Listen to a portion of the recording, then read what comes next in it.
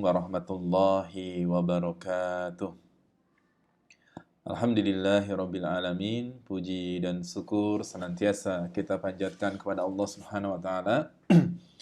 Alhamdulillah teman-teman, pada hari ini kita bisa bertemu kembali pada kegiatan perkuliahan untuk mata kuliah perencanaan pembelajaran. Alhamdulillah hari ini kita sudah memasuki pertemuan ke-14. Salawat dan salam semoga senantiasa terlimpah curahkan kepada suri teladan kita Nabi Muhammad sallallahu alaihi wasallam, para keluarga, para sahabat, dan mudah-mudahan kita sebagai pengikutnya. Teman-teman, mari kita buka kuliah pada hari ini dengan membaca basmalah bersama-sama. Bismillahirrahmanirrahim. Ya, teman-teman, mohon maaf pada hari ini saya tidak bisa hadir mengajar, baik secara luring atau offline, atau secara daring via Zoom meeting. Dikarenakan pada hari ini saya sedang berada di luar kota, ada kegiatan yang harus saya lakukan.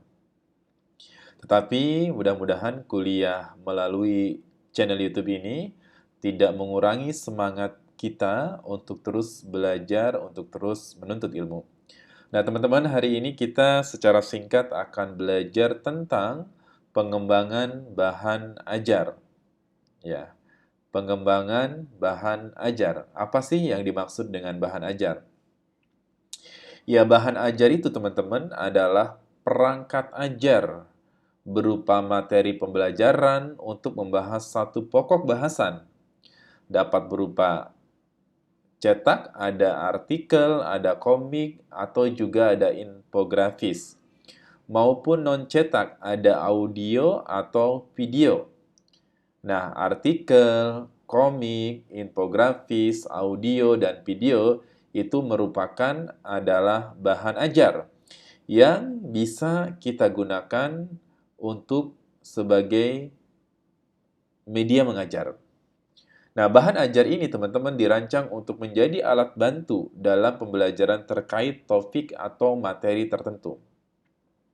Contoh adalah kalau misalkan kita mengajar anak-anak SD kelas 1 atau anak TK, nah biasanya anak-anak seusia ini adalah mereka visualnya sangat dominan, atau mereka senang melihat sesuatu yang menarik, baik dalam bentuk gambar bergerak atau gambar diam. Seperti itu. Nah, ini alat-alat bahan ajar ini bisa membantu pembelajaran bisa berjalan lebih efektif. Nah, kemudian menurut pakar lain atau menurut sebuah lembaga, yaitu National Center for Competency Based Training, mengatakan bahwa bahan ajar adalah segala bentuk bahan yang digunakan untuk membantu guru dalam melaksanakan proses pembelajaran di kelas. Jadi, penghapus adalah bahan ajar. Spidol adalah bahan ajar, globe, peta itu adalah bahan ajar. Kalau zaman sekarang di era digital, misalkan LCD, layar, laptop, tablet, itu semua adalah bahan ajar yang teman-teman bisa gunakan untuk mengajar. Seperti itu. Nah, bahan ajar ini, teman-teman, ini digunakan sesuai dengan kebutuhan. Digunakan sesuai dengan keperluan apa yang sedang teman-teman butuhkan pada saat itu. Tentu sesuai dengan konten materi yang disampaikan. Kemudian ada jenis-jenis bahan ajar. Yang pertama ada referensi materi. Nah, referensi materi ini adalah perangkat yang dirancang untuk membantu dalam penjelasan materi atau topik secara spesifik. Contoh, teman-teman ngebahas tentang peristiwa atau katakanlah sebuah peristiwa turunnya hujan. Nah, sebagai bentuk referensi, teman-teman bisa mencari di berbagai buku-buku tertentu yang bisa digunakan. atau dari majalah, atau dari video, audio, atau dari poster dan sebagainya. Kemudian juga jenis bahan ajar berikutnya adalah dalam bentuk latihan atau asesmen. Perangkat yang dirancang untuk membantu asesmen siswa baik asesmen diagnostik, formatif maupun sumatif. Asesmen itu adalah cara kita mengukur tentang ketercapaian apa? Tentang ketercapaian pembelajaran yang sudah diraih oleh para siswa. Kemudian juga ada instrumen refleksi, di mana alat bantu untuk refleksi guru dan siswa setelah pembelajaran. Jadi setelah kita melakukan pelajaran, kita bisa melakukan refleksi. Apakah bahan ajar yang kita gunakan sudah tepat atau belum? Kalau tepat, tandanya adalah ketika dilakukan asesmen, berarti siswa nilainya menjadi baik atau pemahamannya bisa tercapai. Nah, kemudian kita lakukan refleksi juga ketika ternyata siswa tidak bisa memahami apa yang kita sampaikan, bisa jadi bahan ajarnya atau media yang kita gunakan adalah tidak sesuai seperti itu. Kemudian, nah ini contoh bahan ajar. Bahan ajar itu tadi kan bisa berbentuk barang berupa cetak, ada artikel, ada komik, ada infografis. Zaman sekarang infografis ya, tentu lebih menarik. Atau non-cetak, ada audio, ada video. Contoh di bawah ini teman-teman adalah bahan ajar. Yang di bagian sebelah kiri misalkan adalah buku bahan ajar untuk siswa, kemudian yang di sebelah kanan adalah panduan khusus yang bisa digunakan untuk buku panduan guru. Contohnya seperti ini. Jadi buku juga termasuk dari bahan ajar. Kemudian apa sih fungsi dan tujuan bahan ajar?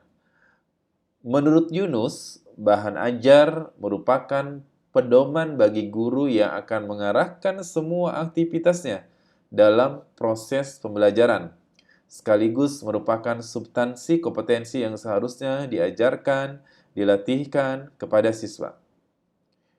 Beliau juga berpendapat bahan ajar merupakan pedoman bagi siswa yang akan mengarahkan semua aktivitasnya dalam proses pembelajaran, sekaligus merupakan substansi kompetensi yang seharusnya dipelajari atau dikuasainya. Dan yang ketiga adalah sebagai alat evaluasi pencapaian atau penguasaan hasil pembelajaran. Tadi sudah dijelaskan ya. Jadi ada assessment setelah menggunakan bahan ajar tersebut. Kemudian dijelaskan pula bahwa tujuan dari penyusunan bahan ajar yang bisa kita lakukan sebagai seorang guru atau tenaga pengajar, yaitu untuk membantu siswa dalam mempelajari sesuatu. Ingat, sesuai dengan konten. Kalau kita harus bawa Globo, ya kita bawa bahan ajarnya. Kalau kita harus bawa laptop, kita bawa laptopnya. Kalau kita harus bawa misalkan kertas, bawa kertasnya, dan seterusnya. Kemudian menyediakan berbagai jenis pilihan bahan ajar, kemudian memudahkan guru dalam melaksanakan pembelajaran, dan sebagai media agar kegiatan pembelajaran lebih menarik. Jadi kalau hanya sekedar verbal aja atau ngomong doang guru, maka itu tidak menarik. Maka biar pembelajaran lebih menarik, harus ada media atau bahan ajar yang digunakan. Untuk misalkan simulasi, simulasi ya kalau guru olahraga misalkan ya harus ada bolanya, harus ada raketnya, harus ada media olahraga tertentu supaya bisa dipraktekkan begitu. Yang berikutnya adalah fungsi bahan ajar bagi siswa menurut Prastowo. Tadi secara umum sudah disampaikan ya, ini sekilas aja. Ini hampir-hampir mirip, jadi menurut Prastowo, fungsi dari bahan ajar itu teman-teman, yaitu adalah siswa dapat belajar tanpa harus ada guru atau teman.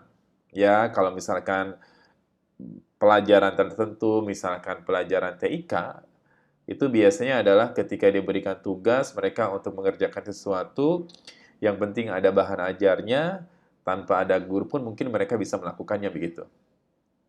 Kemudian, siswa dapat belajar kapan saja, di mana saja ia kehendaki.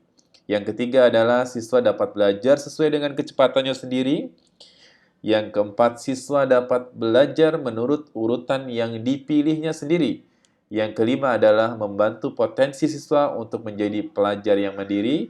Dan yang keenam adalah sebagai pedoman bagi peserta didik yang akan mengarahkan semua aktivitasnya dalam proses pembelajaran merupakan substansi kompetensi yang seharusnya dipelajari atau dikuasainya. Nah, itu teman-teman menurut Prastowo tentang fungsi bahan ajar. Intinya, bahan ajar ini adalah digunakan sebagai cara bagaimana siswa belajar lebih mudah, sehingga kemudian apa yang menjadi tujuan dari pembelajaran itu bisa tercapai begitu. Jadi, jangan ragu dan pastikan teman-teman ketika mengajar bawa bahan ajar. Slide presentasi yang saya hadirkan pada hari ini, video yang saya hadirkan pada hari ini, suara yang teman-teman dengarkan ini merupakan juga bahan ajar. Sampai di sini saya yakin teman-teman semakin mengerti apa itu bahan ajar, apa itu fungsinya, kenapa kita harus menghadirkan bahan ajar dalam mengajar. Nah, kemudian teman-teman, sedangkan tujuan pembuatan bahan ajar yaitu adalah membantu peserta didik dalam mempelajari. Oh, tadi sudah kita jelaskan juga di atas ya. Ini sudah kita jelaskan. Nah, kemudian ini adalah bagian yang terakhir. Jenis bahan ajar dapat dikelompokkan dalam 4 kelompok berdasarkan sifatnya, yaitu 1. Ada bahan ajar berbasiskan cetak, termasuk di dalamnya ada buku, ada pamflet, ada panduan belajar siswa, ada bahan tutorial, buku kerja siswa atau LKS, ada peta, cat, foto bahan dari majalah, koran, dan lain-lain. Nah, ini adalah bahan ajar. Dan saya yakin teman-teman selama ini ketika mengajar pernah menggunakan bahan-bahan ajar seperti ini. Yang kedua, bahan ajar yang berbasiskan teknologi. Kita tahu bahwa hari ini kita hidup di era digital, di mana anak-anak kita sudah sangat terbiasa dengan kecanggihan dunia teknologi, begitu. Maka seperti siaran radio, film, siaran televisi, video interaktif adalah bahan ajar yang berbasiskan teknologi. Radio mungkin anak-anak sekarang kurang terlalu paham ya, kecuali mungkin mereka punya mobil, kemudian ketika di dalam perjalanan bapak ibunya menyalakan radio, baru mereka paham bahwa itu adalah radio. Kemudian bahan ajar yang digunakan praktek atau proyek seperti CAT Sign, lembar observasi, lembar wawancara, dan lain-lain itu juga merupakan bahan ajar. Dan bahan ajar yang diperlukan untuk interaksi manusia, misalnya telepon, video conference, seperti sekarang ada Zoom Meeting, kemudian ada Google Meet, kemudian mungkin ada media yang bisa gunakan biasanya kuis dan sebagainya. Itu semua adalah bahan ajar. Nah, teman-teman, demikian yang kita bahas pada hari ini tentang bagaimana kita, para guru, para calon tenaga pendidik, itu harus bisa memahami apa itu yang dimaksud dengan bahan ajar, kemudian fungsinya apa, manfaatnya apa, tujuannya apa, alasannya apa, kenapa kemudian kita harus menggunakan bahan ajar. Ya, sebagai bukti dari kehadiran teman-teman pada hari ini, silakan teman-teman tulis resume atau kesimpulan yang teman-teman pahami tentang kuliah singkat pada hari ini. Terima kasih teman-teman atas kehadirannya. Mudah-mudahan pertemuan singkat ini bermanfaat. Insya Allah kita akan bertemu di pertemuan yang ke-15 atau pertemuan yang terakhir ya. Mudah-mudahan Allah berikan kemudahan kepada kita semua. Sekali lagi saya mohon maaf tidak bisa hadir secara live melalui Zoom Meeting atau secara langsung di kampus karena ada kegiatan yang harus saya lakukan. Mari teman-teman kita tutup kuliah pada hari ini dengan membaca hamdalah dan doa kafaratul majlis. Alhamdulillahirabbil alamin. Subhanaka Allahumma wa bihamdika asyhadu an la ilaha illa anta astaghfiruka wa atubu ilaik. Assalamualaikum warahmatullahi wabarakatuh.